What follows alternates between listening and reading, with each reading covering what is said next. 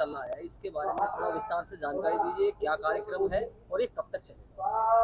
ये माँ भगवती के सेवन कंपा से कजरौला में जो हमारे दरबार की समिति है, यहाँ के श्रद्धालुओं क्षेत्रवासी, उन्होंने निर्णय ले लिया कि क्षेत्र में कोई जन कल्याण के लिए, विश्व शांति के लिए कार्यक्रम होना चाहिए।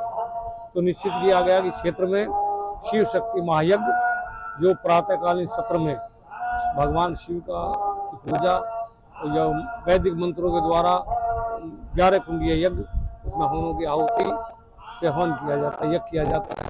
तदुपरांत में माँ जगदम्बा भगवती के नाम से दुर्गा सप्तशती के वैदिक मंत्रों द्वारा भगवती का यज्ञ किया जाता है। इसी के साथ साथ समानांतर चारों वेदों का पाठ निरंतर चलता रहता है, जिसके लिए दक्षिण भारत से योग ब्राह्मण विद्वान ब्राह्मण बुलाए गए।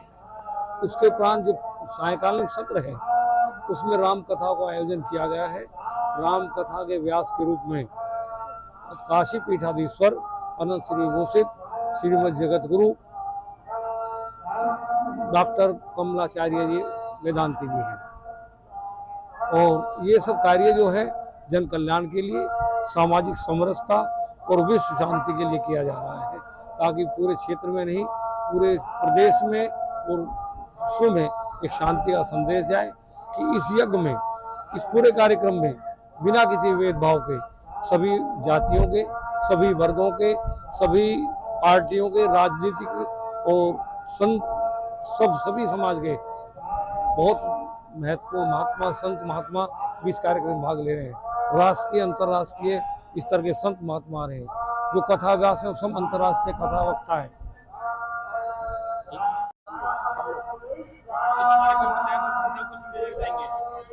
इस कार्यक्रम का जो वास्तविक उद्देश्य है, आज समाज में शिक्षा होते हुए भी हमारा जो वर्ग है, उसको सनातन संस्कृति का ज्ञान नहीं है।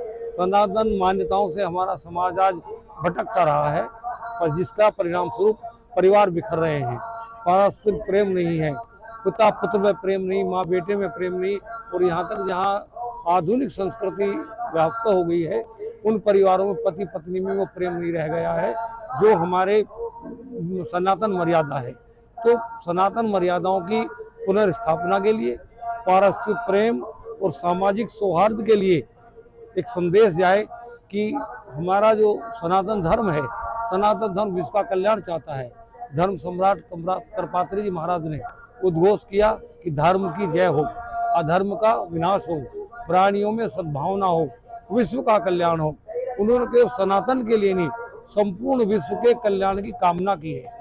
उसी संदेश को, उसी भावना को जन जन तक प्रसारित करने के लिए ये इस तरह के कार्यक्रम का आयोजन किया जाता है, और वही इसी उद्देश्य से ये कार्यक्रम किया जा रहा है। आज समाज में, युवा पीढ़ी में तरह तरह के नशे की प्रवृत्ति है, पारस्परिक प्रेम समाप्त हो रहा है, उसकी पुनर्स्थापना हो और समाज में सनातन के प्रति एक पुनः चेतना की जागृति हो, जिससे आने वाला भविष्य सुरक्षित हो और हमारा जो देश है पूर्वोन्नति हो। भारत को विश्व गुरु कहा जाता था, यदि इस तरह कार्यक्रमों से जाए तो भारत फिर विश्व गुरु के रूप में स्थापित हो। ये इसका मुख्य उद्देश्य है। अभी वेदपाल जी ने बताया है कि यहाँ कन्याओं का विवाह हो रहा है, कैसे होगा वो उसके बारे में बताइए। इस कार्यक्रम की पूर्णाहुति में के बाद 7 जून को कुछ ऐसी कन्याओं का विवाह करने का निर्णय लिया गया है जो किसी न किसी कारण से अभावग्रस्त है, संरक्षक नहीं है, धन का अभाव है। तो हमने तो वैसे उन कन्याओं को निर्धन या गरीब कन्या नहीं कहा, हम तो उनको सौभाग्यशाली कन्या मानते हैं।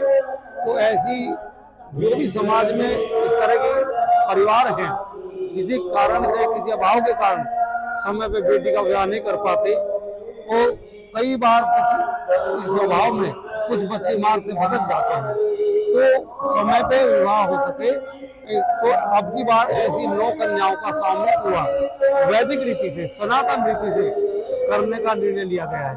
उसमें उसी तरह से समाज में होता, सामाजिक रीति से सब जो कन्या के दूल्हे होंगे, वर पक्ष में कन्या, अपने कन्या पक्ष के लोग अपनी कन्या के लिए अपनी सहमति से सजाते वर ढूंढेंगे, उन्हीं की सहमति से वरों का चयन किया गया है।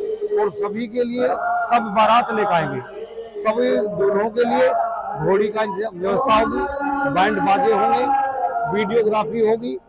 उसके बाद सभी परिवारों के कन्या पक्ष के लोग भी सम्मिलित किए जाएंगे, वो अपने अपने झोले का वैदिक सनातन पूजन करेंगे। उसके पश्चात